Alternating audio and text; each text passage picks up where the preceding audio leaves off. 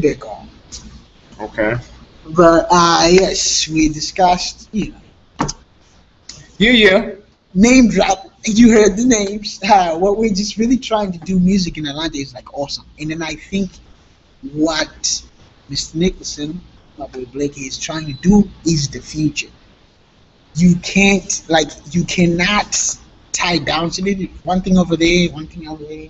It just looks complicated. It looks complicated. And it probably is. I mean, when you're doing everything away, but when you bundle it like you do, that's what I'm saying. It's much better rather than going here for that, going there for that. One-stop shop. One-stop shop. It is the future. Now, one-stop shop you can relax and like feel at home with, and then you can actually produce because you're not being, you suck. That's right. Take your productivity to the highest good. It is perfect. Straight up. Perfect.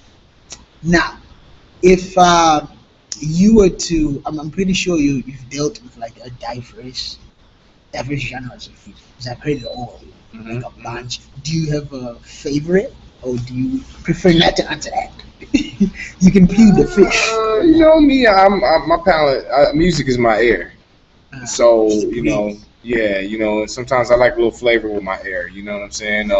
So I mean, hip hop definitely is always going to be my love. That was my most of my motivation. Of course, before that there was R&B, and I'm always a little rock and roll, a little country. You know what I'm saying? So electronic music, techno was birthed in Detroit. So of course, I heard that. Electronic head, yeah. So there's some things I like more than others, but particularly, man, I moved to a lot of different beats. You dance? You a good dancer? Yeah, I definitely was. I mean, it was. You can't. Well, I just had some surgery recently. I ended up having cancer on my spine, y'all. That's true. That was crazy. This is Superman, you guys. Did you hear that? You heard that right. This dude is like running around. Like I called him yesterday. He goes, "Yeah, probably from 2 o'clock to late. I'll be at the agency." I call him at like noon. He's here already. He's like, I can show up whenever. So he's like running around and he's battling something you definitely beat. Anyways, he's Superman. Right. But we're happy to be here, and then the scene is relaxing and awesome. Okay. Glad you like it, brother. Glad you like it. Love it. Love it. Few more questions before we dip. Right now. No, let's say in the last month, the best inspiring like hip hop version of it, like an artist, it could be a song or album, right now in the last like month or so, something that you heard, or it doesn't even have to be like mainstream. You can just say a name and we'll check it out. Like something you really were like, man, this is music. Not for me. I'm reading it. You said music was your hip hop is your favorite, so last month. Give us something new. Last month, something that I was inspired by that I heard. There was a track that I heard by an independent artist by the name of Odinero that was called Hands Up. That was pretty dope. It was still dealing with Mike Brown. I like that track a lot. Had a real eclectic samples, real raw.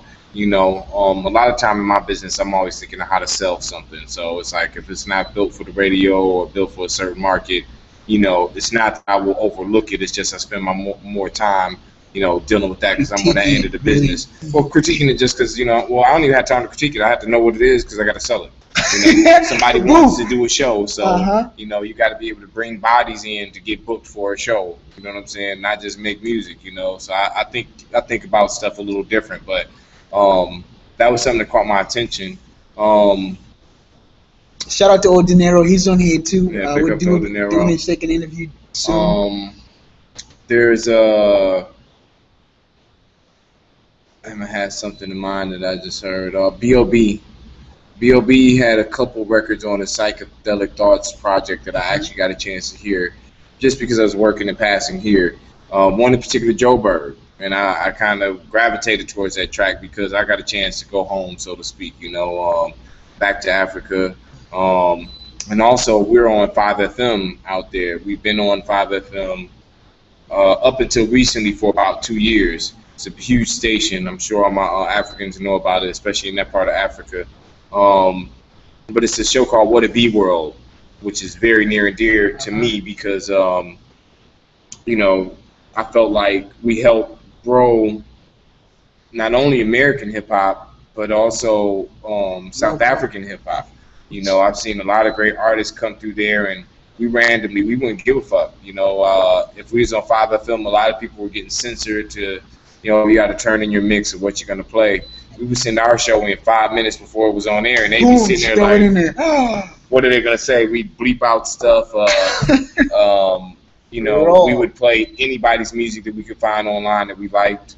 And there is a couple artists that we even put on mixtapes out there that went on to do huge things. I mean, I know we're huge fans of iFunny, Tear Gas, AKA went to do some huge things, doing huge things. Deless is doing huge things.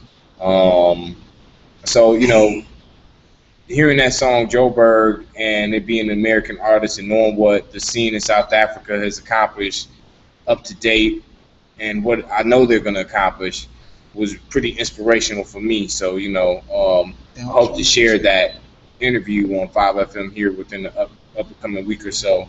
I played the exclusive interview. I got it from B.O.B. We videotaped it, introduced the song, and hopefully drop it and, you know, continue to create this bridge the gap, you know. It is so needed. Yeah. Like, I mean, dude, the day I met you, I used something, and you're like, dude, I was in South Africa, Joburg. It's very rare for me to meet that. And then there is so much talent in South Africa, and they look up to men like you. Man, B.O.B. is an artist, man. I remember watching B.O.B. strumming the guitar. What was his song with the white female? One of his. Was it Amy Winehouse? No. No, he did something with Katy Perry. Did he do something? One of those, and he was on stage. He was just strumming. I'm like, man, that's just like talent. Like, it's so awesome. And then I'm a big fan. I'm a Bobby Ravens, a huge fan.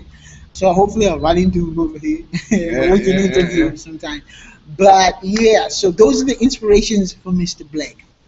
In closing, Mr. Blake,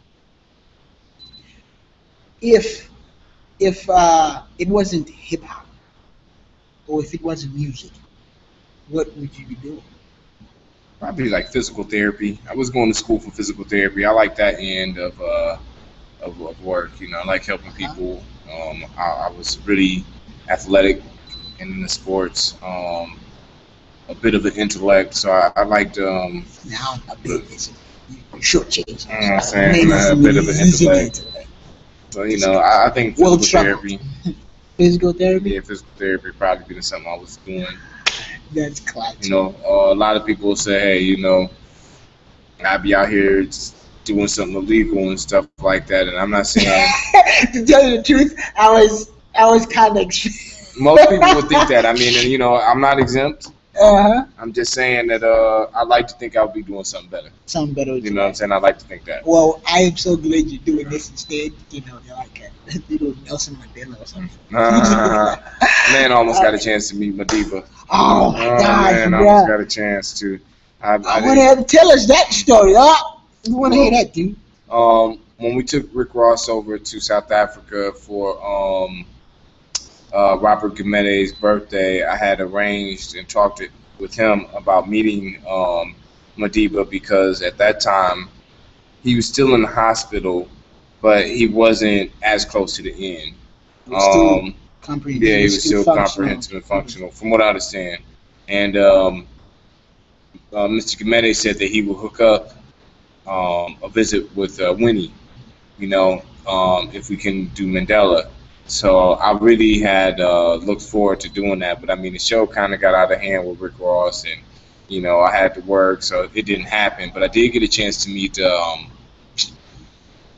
what's his name, Brother Andrew. I want to say his name is Andrew. I cannot remember his last name, but he did like 22 years with Mandela, and I got a chance to sit down and interview with him. The Indian gentleman, or different? You know what?